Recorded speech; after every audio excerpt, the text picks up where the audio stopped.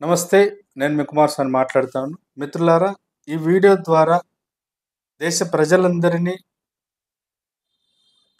దిగ్భ్రాంతికి గురి చేసినటువంటి పహల్గామ్ ఇన్సిడెంట్‌కి సంబంధించినటువంటి వివరాలను మీతో చర్చించదలుచుకుంటాను.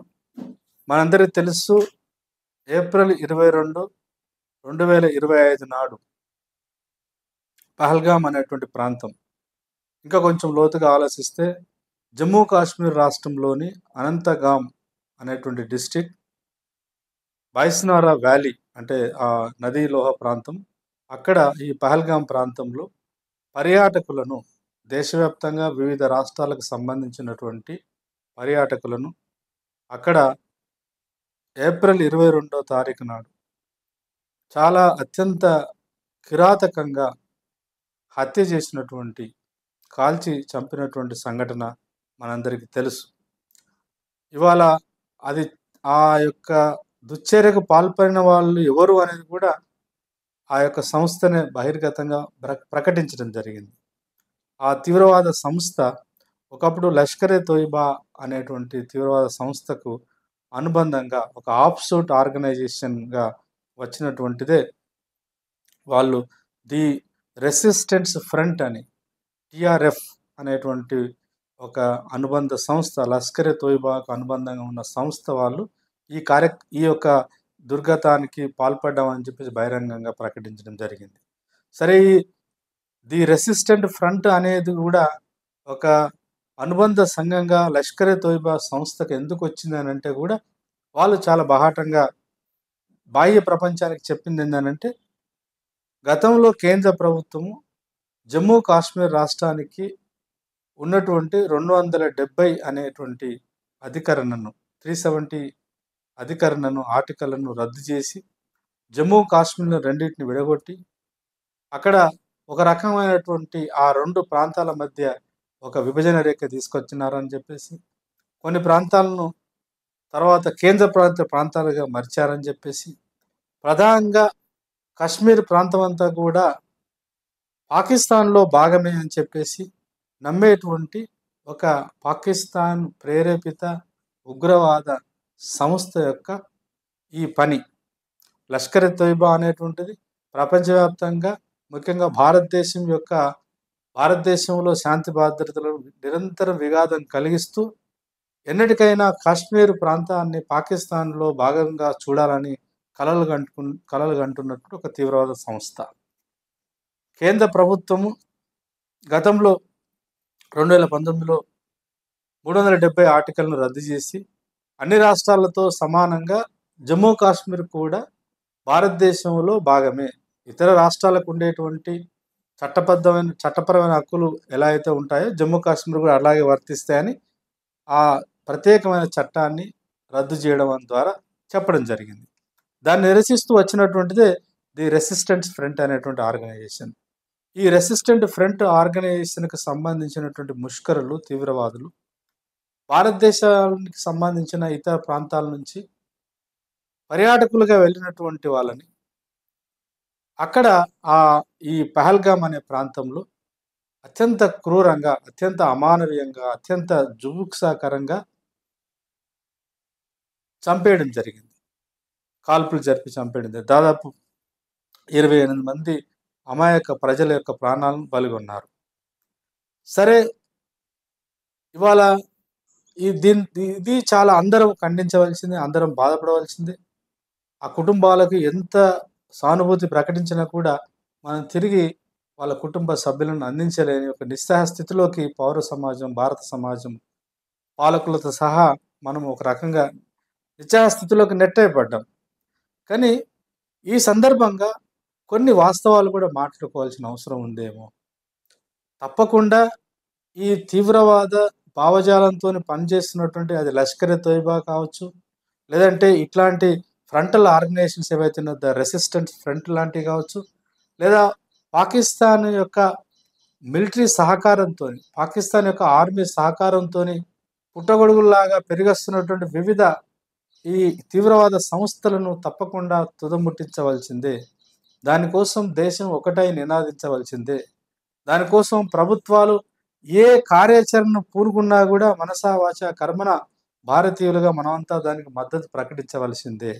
అయితే ఈ ఏప్రిల్ 22వ తారీఖు 2025 నాడు జరిగినటువంటి సంఘటన కొంత ఆత్మావలోకన చేసుకోవాల్సిన అంశాలను కూడా మన ముందు పెడుతుంది. ఉదాహరణకు ఆర్టికల్ 371 రద్దు చేసిన తర్వాత కేంద్ర ప్రభుత్వం శాయశక్తులా ప్రయత్నం చేసి అటు జమ్మూలో కానీ ఇటు కాశ్మీర్లో కానీ ఈవెన్ లడాక్ లాంటి ప్రాంతంలో కావచ్చు, అసలు జమ్మూ కాశ్మీర్ అనేటువంటిది అది భౌగోళికంగా నైసర్గికంగా ప్రపంచంలో ఉన్నటువంటి అత్యంత విలువైనటువంటి కొన్ని ప్రత్యేకమైన భూభాగాలలో జమ్మూ కాశ్మీర్ కూడా ఒక అందమైనటువంటి ఒక అపురూపమైనటువంటి నైసర్గిక స్వరూపం. అందుకే పాలకులు మన వాళ్ళు అంటే నెహ్రూ నుంచి మొదలుకుంటే వల్లభాయ్ పటేల్ నుంచి మొదలుకుంటే పార్టీలుగా వేరువేరుగా ఉన్న సిద్ధాంతాలు వేరువేరైనా రాజకీయ నాయకులుగా ఒక భవిష్యత్తును ఊహించిన వాళ్ళుగా జమ్మూ కాశ్మీర్ను భారతదేశానికి ఒక తలకాయలాగా భావిస్తారు, ఒక మొండెంలాగా భావిస్తారు. అందుకనే ఎన్ని లక్షల కోట్ల రూపాయలైనా పెట్టి అక్కడ సైన్యాన్ని నిర్మించి సైన్యాన్ని అక్కడ పెట్టి మన యొక్క ఈ మెడకాయ లాంటి ఈ తలకాయ లాంటి ఈ యొక్క మొండాన్ని రక్షించుకోవడము ఆత్మగౌరవ సమస్యగా భావిస్తారు. అంతేకాదు జమ్మూ కాశ్మీర్ అద్భుతమైనటువంటి పర్యాటక ప్రాంతాలు, ప్రపంచంలో స్విట్జర్లాండ్ లాంటి ప్రాంతాలు, లేదంటే ఈ స్కాండినేవియన్ కంట్రీస్ అంటారు కదా, స్విట్జర్లాండ్ కావచ్చు, లేదంటే నెదర్లాండ్ కావచ్చు, నార్వే కావచ్చు, ఈ ప్రాంతాలు ఈ దేశాలన్నీ కూడా అత్యంత సుందరమైనటువంటి ఆహ్లాదకరమైనటువంటి ప్రదేశాలు. అట్లాంటి ప్రదేశం మన దేశంలో జమ్మూ కాశ్మీర్ ఒకటి. ముఖ్యంగా ఈ పహల్గామ్ అనేటువంటి ప్రాంతం, ముఖ్యంగా ఈ బైసనారా వ్యాలీ ఏదైతే ఉందో అది చాలా అద్భుతమైనటువంటి చాలా కొత్త ప్రకృతి సౌందర్యాన్ని పరిచయం చేసినటువంటి ప్రాంతం. ఎప్పుడైతే కేంద్ర ప్రభుత్వం ఆర్టికల్ 371 రద్దు చేసి పర్యాటక వ్యవస్థను అక్కడ చాలా విస్తృతంగా చాలా త్వరితగతిన అభివృద్ధి చేసిన మాట వాస్తవం. తద్వారా ఈవెన్ అటు కాశ్మీరీ పండితులకు కావచ్చు, అట్లాగే శ్రీనగర్లో ఉన్నటువంటి ముస్లిం సోదరులకు కావచ్చు, మొత్తంగా జమ్మూ కాశ్మీర్లో నివసిస్తున్నటువంటి మధ్యతరగతి ప్రజలు, పేద ప్రజలకు, వ్యాపారస్తులకు, చిరు వ్యాపారస్తులకు, పర్యాటక రంగాన్ని మాత్రమే జీవనాధారంగా చేసుకొని బతుకుతున్నటువంటి కొన్ని వేలాది మంది కుటుంబాలకు, వాళ్ళ కుటుంబాలకు ఆధారమైనటువంటి పర్యాటక వ్యవస్థ అభివృద్ధి చెందడం అందరం ఆహ్వానించే పరిణామం. అయితే దాన్ని అభివృద్ధి చేసిన మాట వాస్తవం, అక్కడ కొంత స్పెషల్ కాన్సన్ట్రేషన్ చేసిన మాట వాస్తవం.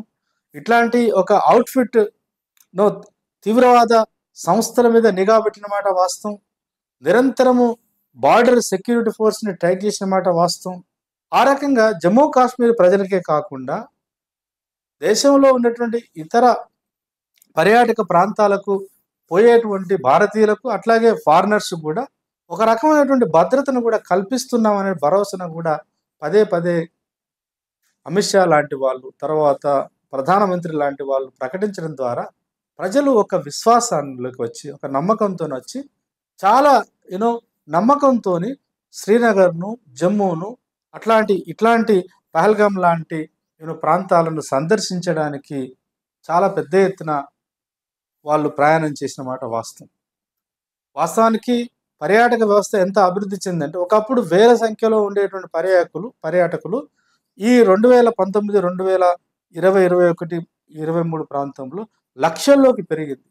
అంటే వేల సంఖ్యలో ఉన్నటువంటి పర్యాటకుల సంఖ్య లక్షల్లోకి పెరిగినప్పుడు ఆ స్థాయిలోనే చిన్న చిన్న వ్యాపారస్తులు కూడా అభివృద్ధి చెందినారు. హోటల్స్ బిజినెస్ పెరిగింది. తర్వాత అనేక రకాలైనటువంటి ఈ టూరిజం అనేది పెరగడం ద్వారా దాని మీద ఆధారపడ్డ కుటుంబాలు కూడా చాలా కొంత ఇప్పుడిప్పుడే ఎదిగి మెరుగవుతున్న పరిస్థితులు. ఒకవైపు కేంద్రం భరోసా, రాష్ట్ర ప్రభుత్వాల యొక్క భరోసా, కేంద్ర రాష్ట్ర ప్రభుత్వాల యొక్క భరోసాను నమ్మి అమాయక ప్రజలు ఇట్లాంటి ప్రాంతాలను సందర్శించడానికి వెళ్ళారు. కానీ వాస్తవంగా ఏంటంటే ఇవాళ పత్రికలలో వచ్చినటువంటి ఆధారాల రీత్యా, మీడియాలో వస్తున్నటువంటి కథనాల రీత్యా, విశ్లేషకులు విశ్లేషిస్తున్నటువంటి ఆ విశ్లేషణ యొక్క సారాంశము ఈ సందర్భంగా మనం అందరం కూడా భారతీయులుగా, ముఖ్యంగా ప్రభుత్వాలు ఆలోచించవలసిన కొన్ని బాధ్యతాయుతమైన ప్రశ్నలు కూడా ఉన్నాయి. ఇంత లక్షల సంఖ్యలో పోతున్నటువంటి కాలినడకన లేదంటే గుర్రాల మీద మాత్రమే నడిచి పోవాల్సినటువంటి ప్రాంతాలలో ఆహ్లాదకరమైన ప్రాంతం, ప్రజలను ఆకర్షిస్తున్న ప్రాంతంలో మరి లోకల్ పోలీస్ వ్యవస్థ కానీ లేదంటే భద్రతా దళాల యొక్క ఫోర్స్ కానీ రక్షణ దళాల యొక్క ఫోర్స్ కానీ ఒక్కరు కూడా లేకపోవడం, 20 నిమిషాల పాటు అర్ధగంట పాటు ఈ తీవ్రవాద ముష్కరులు పహల్గాం ప్రాంతంలో వివిధ ప్రాంతాల నుంచి పర్యాటకులకు వచ్చినటువంటి వాళ్ళను, ముఖ్యంగా పురుషులను, స్త్రీలను, పిల్లలను పక్కన పెట్టి ఖురాన్ వాక్యాలు చదివించి చదవని వాళ్ళను నిర్ధారణ చేసుకొని, వాళ్ళు ముస్లిమేతరులను నిర్ధారణ చేసుకొని కాల్చి చంపేసినారు. మరి రక్షణ వ్యవస్థ ఎంత లోపభూయిష్టంగా ఉందనేటువంటిది కూడా ఇవాళ మరి పాలకులు దాన్ని ఒక ఆత్మావలోకనం చేసుకోవాల్సిన అవసరం లేదా అంటే తప్పకుండా ఉంది. అయితే ఇట్లాంటి దురదృష్టకరమైన సంఘటన ఇవాళ కొత్తగా భారతదేశానికి అదేం కొత్త సంఘటన ఏం కాదు. గతంలో పుల్వామా సంఘటన కావచ్చు, గతంలో యూరి అనే ప్రాంతంలో తీవ్రవాదులు దాడి చేసినారు. ఆ మాటకొస్తే భారతదేశాన్ని పాకిస్తాన్ రెండు విడిగా విడిపోయిన తర్వాత నిరంతరం ఈ దాయాదుల పోరాటం ఎప్పుడూ ఉంటూనే ఉంది. అయితే చాలా సందర్భాల్లో మిలిటరీలకు మధ్య అంటే మన రక్షణ రంగానికి వాళ్ళ రక్షణ రంగానికి మధ్య ఇట్లాంటి ఎక్స్చేంజ్ ఆఫ్ ఫైర్ జరిగిన సంఘటన ఉండే కానీ సామాన్య ప్రజలను చంపడం అనేటువంటిది ఇంత దారుణంగా ఇంతకు ముందు ఇంత పెద్ద ఎత్తున ఇంత దగ్గరగా ఉండి బుల్లెట్ పాయింట్ లో కాల్చేయడం అనేది ఎప్పుడు జరగలేదు. జరిగిన తర్వాత మరి భారతదేశం ఇమ్మీడియట్గా స్పందించింది. ప్రజలు చాలా మతాలకు కులాలకు అతీతంగా స్పందిస్తున్నారు. అధికారం ఉన్న కేంద్ర ప్రభుత్వం ముఖ్యంగా గౌరవ ప్రధానమంత్రి గారు అయితే ఈ సంఘటన జరిగిన తర్వాత సౌదీ అరేబియాలో పర్యటన ఉన్న మనిషి ఇమ్మీడియట్గా భారతదేశానికి తిరిగి వచ్చినాడు. భద్రతా దళాలకు భద్రతకు సంబంధించిన అన్ని వివరాలను ఎప్పటికప్పుడు గంటకు రోజుకు సమీక్షిస్తున్నారు. ఎట్లయినా చేసి ఈ తీవ్రవాద మూకాలను తుదముట్టించవలసిందే, తీవ్రవాద సంస్థలను మనం పూర్తిగా ధ్వంసం చేయవలసిందే అనేటువంటి ఒక కృతనిశ్చయంతో వచ్చినట్టు మనకు కనబడుతుంది. ఆ తర్వాత వారు ఉటావటిన భారతదేశానికి తిరిగి రావడం, అట్లాగే అమిత్ షా రాజ్నాథ్ సింగ్ గారితో కలవడం, మొత్తము కేంద్ర ప్రభుత్వం అంతా కూడా ఒక నిర్ణయం తీసుకోవడం, దానికి ప్రతిపక్షాల మద్దతు కూడా ఇవ్వడం జరిగింది. ప్రజలు, ప్రతిపక్షాలు మనతో కలిసి వచ్చేటువంటి ప్రపంచవ్యాప్తంగా ఉన్నటువంటి ఫ్రాన్స్ లాంటి దేశాలు బాటంగానే మనకు మద్దతు ప్రకటించినాయి. ఈ రకమైనటువంటి అనేక తర్వాత పాకిస్తాన్ వాళ్ళు ఇక్కడెక్కడ భారతదేశంలో ఉంటే వాళ్ళు తిరిగి పాకిస్తాన్ పోవాలని ఒక చట్టం తీసుకురావడం, అట్లాగే భారతీయులు అక్కడ ఎవరైనా ఉంటే మన దేశానికి తిరిగి రావాలని చెప్పేసి ఒక నిర్ణయం తీసుకోవడం, రెండు దేశాల్లో కూడా ఇరు దేశాలకు సంబంధించిన దౌత్యవేత్తలను వారి దేశాలకు పోవాలని నిర్ధారించుకోవడం, ప్రధానంగా పాక్ సమాజానికి ఇంత దౌర్భాగ్యమైనటువంటి ఈ దురాగతానికి ఒడిగట్టినటువంటి పాక్ సమాజానికి లేదా పాకిస్తాన్ యొక్క పాలకుల యొక్క సహకారంతోనే ఇట్లాంటి తీవ్రవాద సంస్థలు వస్తున్నాయని బలంగా విశ్వసించిన మన పాలకులు పాకిస్తాన్కు 1960 ఆ ప్రాంతంలో 62 ప్రాంతంలో లాల్ బహదూర్ శాస్త్రి గారు ప్రధానమంత్రిగా ఉన్నప్పుడు ఏర్పరచుకున్నటువంటి ఈ నదీ జలాల పంపకానికి సంబంధించినటువంటి చీనపు కావచ్చు, ఈ నదీ జలాలను అక్కడికి వాటర్ పోకుండా నిషేధించడం, ఇట్లాంటి అనేక రకాలైనటువంటి అంటే ఆర్థికంగా కొంత పాకిస్తాన్ను ఒంటరి చేసేటువంటి ప్రయత్నం మన భారతదేశ పాలకులు చేస్తున్నారు.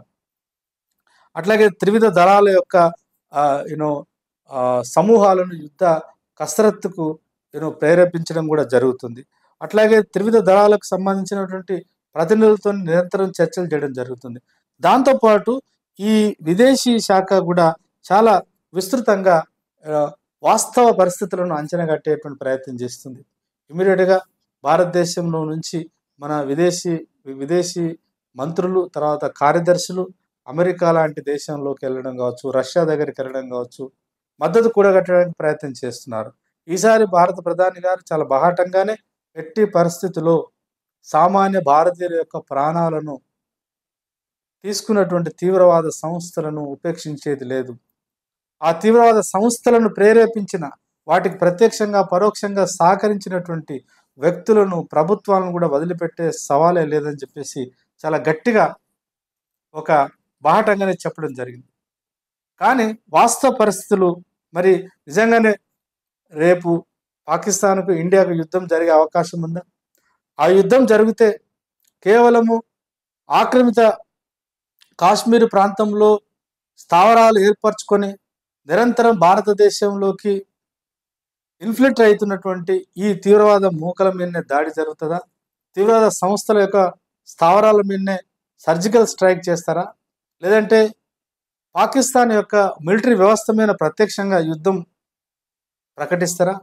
లేదా అత్యంత భయంకరమైనటువంటిది, అత్యంత అన్వాంటెడ్ థింగ్, అటు పాకిస్తాన్ ప్రజలైనా ఇటు భారతీయ సామాన్య ప్రజలను కూడా ప్రభావితం చేసేటువంటి ప్రత్యక్షంగా ప్రజల మీద యుద్ధం కూడా ప్రకటించే ఆస్కారం ఉందా అనేటువంటిది ఈ 3 అంశాలలో భారతదేశం ఏ క్రియాశీలకమైన నిర్ణయం తీసుకోబోతుంది అనేది ఒక ఉత్కంఠభరితంగా మారిన మాట వాస్తవం. అయితే వాస్తవ పరిస్థితులు ఏమిటి? ఇప్పుడు సైనిక పరంగా చూసినట్టయితే భారతదేశము పాకిస్తాన్కు సంబంధించిన సైనిక బలాబలాలు ఎలా ఉన్నాయి అని కనుక చూస్తే భారతదేశంలో రెగ్యులర్ సైన్యం ఎంత ఉందనంటే 14,55,550 మంది ఉన్నారు మనకు. అదే పాకిస్తాన్లో 6,54,000 మంది మాత్రమే రెగ్యులర్ సైన్యం ఉంది. రిజర్వ్డ్ సైన్యము మన దగ్గర 11,55,000 ఉంటే వాళ్ళ దగ్గర 5,80,000 మాత్రమే ఉన్నది. అట్లాగే పారామిలిటరీ బలగాల యొక్క స్ట్రెంగ్త్ భారతదేశంలో 25,27,000 మంది ఉంటే పాకిస్తాన్ దగ్గర కేవలము 5 లక్షల మంది మాత్రమే ఉన్నారు. అలాగే ఈ సైన్యంలో భాగమైనటువంటి పదాతి దళము కావచ్చు, తర్వాత వైమానిక దళం కావచ్చు, ఈ 2 రంగాలలో భారతదేశం పాకిస్తాన్ కంటే చాలా బలమైనటువంటి వ్యవస్థ. ఆ మాటకొస్తే ప్రపంచంలోనే అత్యంత సైనిక జనసంఖ్యను కలిగి ఉన్న, చైనా తర్వాత అత్యధిక జనసంఖ్యను అత్యంత సైన్యాన్ని కలిగి ఉన్న దేశం భారతదేశమే. కానీ ప్రధానంగా మనకు వాయు సైన్యంలో కొంత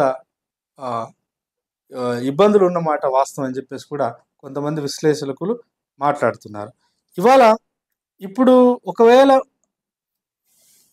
ఏ స్థాయిలోనైనా పరోక్షంగానో ప్రత్యక్షంగానో భారతదేశము లేదా పాకిస్తాన్ యుద్ధం పాకిస్తాన్ మీద ప్రకటించాలనుకుంటే రాజకీయ విశ్లేషకులు, ముఖ్యంగా అంతర్జాతీయ రాజకీయాలను విశ్లేషించినటువంటి కొంతమంది ప్రొఫెసర్స్ వ్యక్తం చేస్తున్నటువంటి అభిప్రాయాలు ఎలా ఉన్నాయనంటే, మనకు the moment we announce the war on Pakistan, China తప్పకుండా పాకిస్తాన్కు మద్దతు ఇచ్చే అవకాశాలు ఎక్కువగా ఉన్నాయి. ఎందుకు అనంటే ఇవాళ మారినటువంటి ఆర్థిక పరిస్థితుల రీత్యా రాబోయే కాలంలో అమెరికాకు ధీటుగా, రష్యా అమెరికాలకు ధీటుగా ఒక ప్రత్యామ్నాయ ఆర్థిక వ్యవస్థగా పోటీ పడుతుంది ప్రపంచంలో 2 దేశాలు. ఒకటి చైనా, రెండోది మన దేశం ఇండియా. కాబట్టి తప్పకుండా మనము భారతదేశం సైనిక పరంగా కావచ్చు, లేదా ఆర్థిక పరంగా కావచ్చు, శాస్త్ర సాంకేతిక పరంగా కావచ్చు, ఏ రకంగా మనము పురోగతిలో ఉంటే అది రేపు వాళ్ళకు చైనాకు పోటీ అవుతుంది. కాబట్టి మన భారతదేశం యొక్క ఆర్థిక వ్యవస్థను చిన్నాభిన్నం చేయడం కోసం, మన భారతదేశం యొక్క రాజకీయ స్థిరత్వాన్ని దెబ్బతీయడం కోసమే చైనా తప్పకుండా వ్యూహాత్మకంగా వ్యవహరించేటువంటి అవకాశం ఉంటుంది. పాకిస్తాన్ అంటే ప్రేమ లేకపోయినా చైనా తప్పకుండా పాకిస్తాన్ ఇండియా మధ్య జరిగేటువంటి ఈ వైరుధ్యాల్లో, ఈ యుద్ధ వాతావరణంలో చైనా పాకిస్తాన్ వైపే ఎక్కువ మొగ్గు చూపే ఆస్కారం ఉందని చెప్పేసి భావించవలసి వస్తూ ఉంటుంది.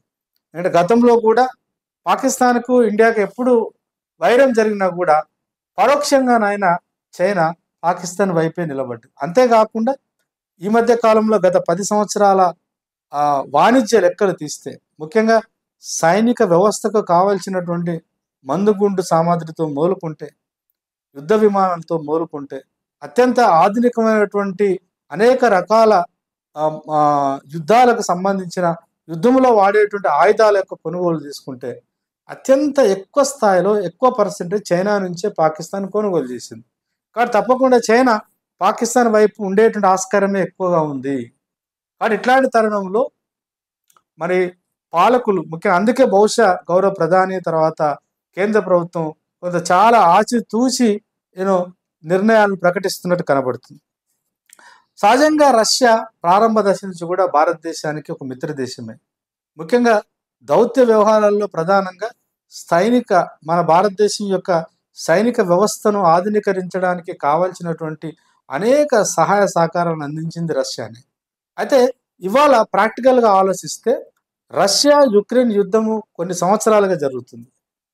అటు రష్యా యుక్రెయిన్ యుద్ధంలో భాగంగా రష్యా తన దగ్గర ఉన్నటువంటి ఆయుధ సంపత్తిని కావచ్చు, తర్వాత మిలిటరీ వ్యవస్థను కావచ్చు, అట్లాగే యుద్ధం అన్నప్పుడు తప్పకుండా చాలా కోట్ల రూపాయల యొక్క ఆర్థిక నష్టం కూడా జరుగుతుంది. ప్రత్యక్షంగా ఒకవైపు యుద్ధంలో ఉన్నటువంటి మన మిత్ర దేశమైన రష్యా రేపు యుద్ధం మనం ప్రకటిస్తే యుద్ధంలో మనం ప్రత్యక్షంగా పాల్గొంటే గతంలో సహకరించినంత బహాటంగా గతంలో సహకరించినంత ఓపెన్ మైండ్తోని మనతో నిలబడుతుందా అనేది ఒక పెద్ద క్వశ్చన్ మార్క్గానే ఉంది. అయితే ఇప్పటికీ రష్యన్ పాలకులు పుతిన్ లాంటి వాడు భారతదేశం ఏ నిర్ణయం తీసుకున్నా కూడా తప్పకుండా మేము భారతదేశం వైపు నిలబడతామని చెప్తున్నప్పటికీ రేపు ఆచరణాత్మకంగా గతంలో దొరికినంత సపోర్టు మనకు దొరుకుతుందా లేదా అనేది ఒక చిన్న అనుమానం అయితే ఉంది. సరే, ఫ్రాన్స్ లాంటి దేశాలు అయితే చాలా బాహటంగా మనకు మద్దతు ప్రకటిస్తున్నాయి. అట్లాగే రేపు యుద్ధం అనివార్యం అయితే ఇవాళ అరబ్ కంట్రీస్ అన్ని కూడా ఈజిప్ట్ లాంటి కంట్రీస్, తర్వాత సౌదీ అరేబియా కావచ్చు, ఇరాన్ కావచ్చు, ఇరాక్ కావచ్చు, సూడాన్ కావచ్చు, ఇవన్నీ కూడా పాకిస్తాన్కు అనివార్యంగా మతపరంగా మద్దతు ప్రకటించేటువంటి అవకాశాలు మాత్రం లేకపోలేదు. కేవలం మతము కేంద్రంగానే వాళ్ళు స్పందిస్తారా అని అంటే స్పందించేటువంటి అవకాశాలు ఎక్కువ మాత్రం ఉన్నాయని మాత్రం మనం గ్రహించవలసి వస్తుంది. అమెరికాను మనం నమ్మలేము. అమెరికా ఇవాళ పత్రికలలో వచ్చినటువంటి వార్తలను చూస్తే అమెరికా రక్షణ శాఖ మంత్రి మన రక్షణ శాఖ మంత్రి గారితో మాట్లాడుతూ మేము వీఆర్ విత్ ఇండియా అని అంటున్నారు. కేవలము అమెరికా ఎప్పుడైనా కూడా ఆ మాటకొస్తే ప్రపంచవ్యాప్తంగా ఎదిగొచ్చినటువంటి అన్ని పెట్టుబడిదారి సంస్థలు, పెట్టుబడిదారి రాజ్యాలు, అట్లాగే చైనా, ఈవెన్ రష్యాతో సహా ఎక్కడో ప్రపంచంలో ఏదో మూలన యుద్ధం జరుగుతుంది. ఆ యుద్ధాల్లో మన ఆయుధాలు అమ్ముకోవచ్చు. ఆయుధాలకు అత్యంత విలువైనటువంటి అవకాశం ఏంటంటే యుద్ధాన్ని సృష్టించడమే, యుద్ధాన్ని ప్రేరేపించడమే, యుద్ధాన్ని సస్టైన్ చేయడమే అని వాళ్ళు నమ్మేటువంటి ఒక క్యాపిటలిస్ట్ సూత్రం. కాబట్టి అమెరికా యొక్క ఆదాయాన్ని కూడగట్టుకోవడంలో అత్యంత ఆదాయాన్ని కూడగట్టుకోవడం అనేది యుద్ధాలకు సంబంధించినటువంటి వస్తు సంపదని సృష్టించడమే. అమెరికా అంటే అమెరికా పాలకులు కాదు, అమెరికాను నడిపిస్తున్నటువంటి పెట్టుబడిదారులు, అమెరికన్ పెట్టుబడిదారులు ప్రపంచంలో ఎక్కడో దగ్గర యుద్ధం కావాలని కోరుకుంటారు. కాబట్టి అమెరికాను సంపూర్ణంగా నమ్మి అమెరికా మీదనే ఆధారపడి అమెరికా ఇచ్చేటువంటి యుద్ధ సహకారం మీద నమ్మి మనం ప్రత్యక్షంగా యుద్ధంలో పాల్గొనవచ్చా? రేపు అమెరికా పాకిస్తాన్కి మద్దతు ఇవ్వదా అంటే ఇవ్వడానికి వీలు లేదని గట్టిగా నమ్మే పరిస్థితులు అయితే లేవు గతంలో ఉన్నటువంటి అనుభవాల రీత్యా. మరి యుద్ధము ఇన్ని ప్రాక్టికల్ అంశాల రీత్యా ప్రజలేమో చాలా ఒక భావోద్వేగంతో ఉన్నారు దేశవ్యాప్తంగా. ఇట్లా ఎంతకాలం మనం భరిస్తాం? గతంలో ఆల్మోస్ట్ లైన్ ఆఫ్ కంట్రోల్ దాటి ఆక్రమిత కాశ్మీర్ దాకా వెళ్ళి మళ్ళీ తిరిగి ప్రపంచం యొక్క రాజకీయ సూత్రాలను గౌరవించి మనం తిరిగి రావడం జరిగింది. ఆనాడే ఆక్రమిత కాశ్మీర్ను మనం ఆక్రమించుకుంటే అయిపోయేది, మన దేశంలో కలుపుకుంటే అయిపోయేదని కూడా ఇవాళ చాలామంది మాట్లాడుతున్నటువంటి సందర్భం. ఇట్లా ఎంతకాలం సామాన్య ప్రజలను కూడా ఇంత అనాగరికంగా, ఇంత అమానవీయంగా, ఇంత జుబుక్సాకరంగా హత్య చేస్తే, చంపేస్తే ఇంత పెద్ద దేశం స్పందించకుండా ఎలా నిశ్చేష్టులుగా ఉంటారు అనేటువంటి ఒక భావోద్వేగంతో కూడుకున్నటువంటి ఆలోచన దేశవ్యాప్తంగా ఉంది. ఏదో ఒక రూపంలో ఖచ్చితంగా ఆ ముష్కరులకు, ఆ తీవ్రవాదులకు మనం తిరిగి సమాధానం చెప్పవలసిందని ప్రజలందరూ కోరుకుంటున్నారనేది రాజకీయ పార్టీలకు తెలుసు. ముఖ్యంగా ప్రధానంగా జాతీయ పార్టీలకు తెలుసు. అందులో బీజేపీకి ఇంకా మరీ ఎక్కువ తెలుసు. కాబట్టి ఎట్లాంటి చర్య తీసుకోబోతున్నది అనేది కూడా ఇవాళ యుద్ధము కేవలము తీవ్రవాదుల మీదనే ప్రకటిస్తామా అనేది ఒక క్వశ్చన్ మార్క్. నా వరకైతే యుద్ధము ఎంత భావోద్వేగం ఉన్నప్పటికీ మరణించిన వారి యొక్క జీవితాలను తిరిగి తీసుకురాలేనటువంటి ఒక సంక్లిష్ట పరిస్థితిలోకి మన భారతదేశం అంతా నెట్టబడి ఉన్నప్పటికీ యుద్ధము ఒక భయానకం, యుద్ధం ఒక పెద్ద మానవ బీభత్సాన్ని సృష్టిస్తుంది. అంటే యుద్ధం యుద్ధం యుద్ధం అని మాట్లాడుతున్నటువంటి వాళ్ళు, యుద్ధం చేయాలని ప్రతిపాదిస్తున్న వాళ్ళు నిజంగా యుద్ధం వస్తే దాన్ని ఛేదించగలిగే, దాన్ని ఎదుర్కోగలిగే శక్తి సామర్థ్యాలు ఉన్నాయా? అసలు యుద్ధం అని మాట్లాడుతున్న వాళ్ళు పిల్లలను దృష్టిలో పెట్టుకొని ఏం ఆలోచిస్తున్నారు? వృద్ధులను దృష్టిలో పెట్టుకొని ఏం ఆలోచిస్తున్నారు? తర్వాత స్త్రీలను దృష్టిలో పెట్టుకొని ఏం ఆలోచిస్తున్నారు అనేది కూడా పెద్ద ప్రశ్న. ఎవడైతే అహంకారంతోని, ఎవడైతే దుర్బుద్ధితోని, ఎవడైతే ఒక మత మౌఢ్యంతోని, అది ఇస్లాం మతమైనా ఇంకో మతమైనా, ఎవడైతే మత మౌఢ్యంతోని క్రూరంగా వ్యవహరిస్తూ ఒక తీవ్రవాదిగా మారినాడు వాడిని శిక్షించవలసిందే. అవసరం అనుకుంటే తప్పకుండా అనివార్యమైతే వాడిని ఒక రకంగా మనం శిక్షించవలసిందే, చంపవలసిందే. కానీ వాళ్ళు పుట్టడం అనేది ఒక ఫలానా మతంలో పుట్టారు కాబట్టి ఆ మతానికి సంబంధించిన ప్రజలందరినీ ద్వేషించడం కూడా సరైనది కాదేమో. ఆ మాటకొస్తే ఇవాళ మన పర్యాటకులు హిందువులు లేదా ఇతర మతాల వాళ్ళను రక్షించడానికి చాలా తీవ్ర ప్రయత్నం చేసిన వాళ్ళు మన భారతీయులైనటువంటి ముస్లిం సోదరులు. శ్రీనగర్, జమ్మూ కాశ్మీర్లో ఉన్న వాళ్ళు చేసిన పత్రికల్లో వస్తే మనం చదివినాం కదా. కాబట్టి యుద్ధము కేవలము ఈ తీవ్రవాద సంస్థ స్థావరాలకు టార్గెట్ చేసి అక్కడ పరిమితం అయితేనే బాగుంటుంది అనేది నా వ్యక్తిగత అభిప్రాయం. యుద్ధము మిలిటరీ స్థాయిలోకి వెళ్ళినా కూడా ఇవాళ పాకిస్తాన్ ఆర్మీ చీఫే ఆయన పారిపోయినాడని చెప్పేసి వార్తలు వస్తున్నాయి.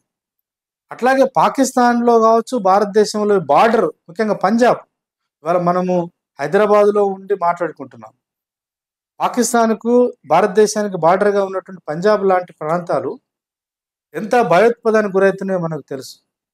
ఇటువైపు మన బిఎస్ఎఫ్ దళాలు, అటువైపు పాకిస్తాన్ దళాలు నిరంతరము వాళ్ళ యొక్క ఆయుధాలను పరీక్షిస్తున్నారు.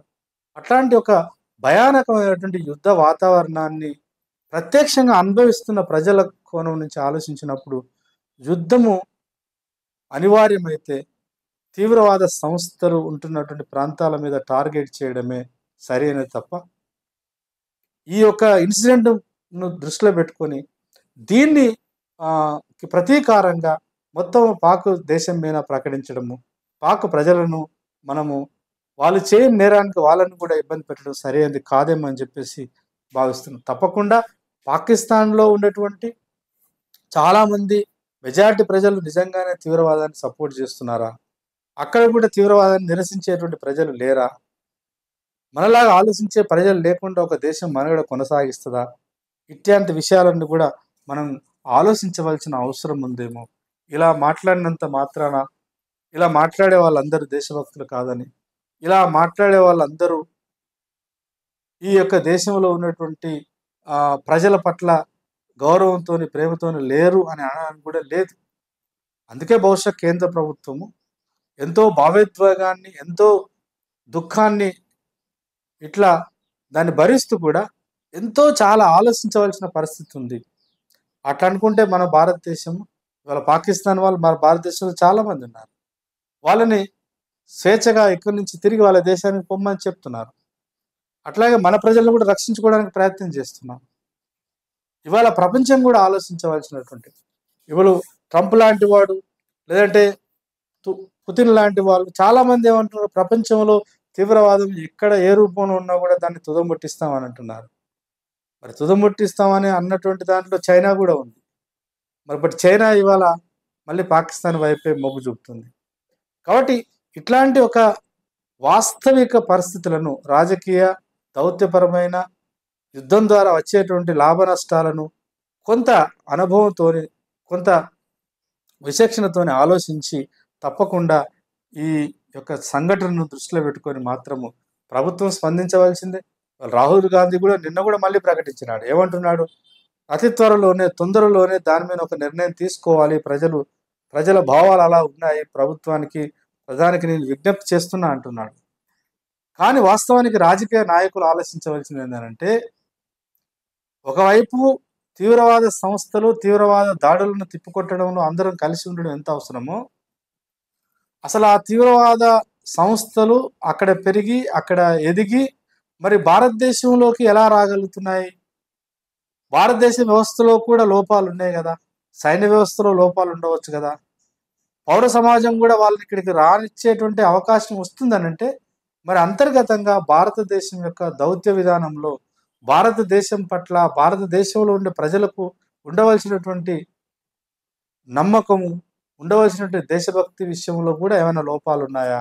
అనేది కూడా మనం ఆత్మావలోకనం చేసుకోవాల్సినటువంటి సందర్భం. ఈ సందర్భంగానైనా ఆత్మావలోకనం చేసుకోవాల్సిన అవసరం ఉంది. ఏది ఏమైనప్పటికీ సైనిక పరంగా చూసినా మనం బలమైన వాళ్ళమే భారతీయులు. భారత సైన్యం అది పదాతి దళమైన, వాయుదళమైన ఏ రకంగా జలాంతర్గాములు కూడా మన దగ్గరనే బలమైనవి ఉన్నాయి. ఇంత బలమైనటువంటి ఆర్మీ ఫోర్స్ మన దగ్గర ఉన్నా కూడా ఇవాళ దేశం ఒకవైపు తీవ్రవాదుల మీద ప్రతీకార చర్యలు చేపట్టవలసిందనే ఆలోచన చేస్తున్నా, ఎలా చేయాలి, ఎక్కడ చేయాలనే దాన్ని మాత్రం విచక్షణను కోల్పోకుండా స్పందించవలసిన అవసరం ఉందని చెప్పేసి మాత్రము నేను చెప్పదలుచుకున్నాను.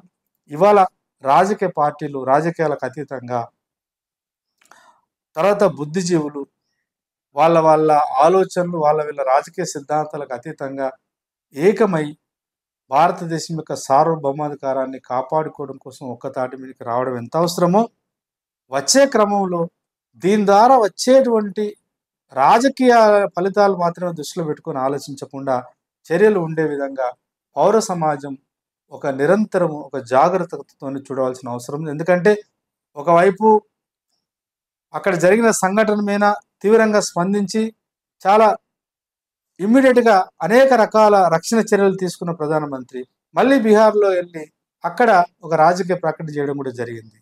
అట్లాగే రాహుల్ గాంధీ కూడా సందర్భం ఉన్నా సందర్భం లేకపోయినా ఈ విషయాన్ని రాజకీయ ప్రకటనతో ముడిపెట్టి మాట్లాడుతున్నాడు.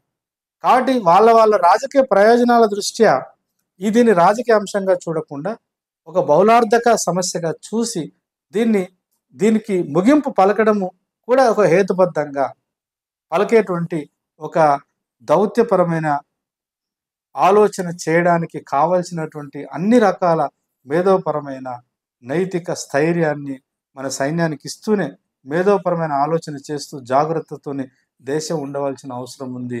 ఎందుకంటే చివరగా మళ్ళీ చెప్తున్నాను, యుద్ధం అనేది అంత ఆహ్వానించదగ్గ పరిణామం మాత్రం కాదు. ఈ యుద్ధాన్ని వ్యతిరేకించడం అంటే పిరికి వాళ్ళు కూడా కాదు. యుద్ధం వల్ల జరిగేటువంటి ఆస్తి నష్టం, ప్రాణ నష్టం, యుద్ధం వల్ల జరిగేటువంటి విధ్వంసం మళ్ళీ కొన్ని జనరేషన్స్ కష్టపడ్డా కూడా పునర్నిర్మించలేము.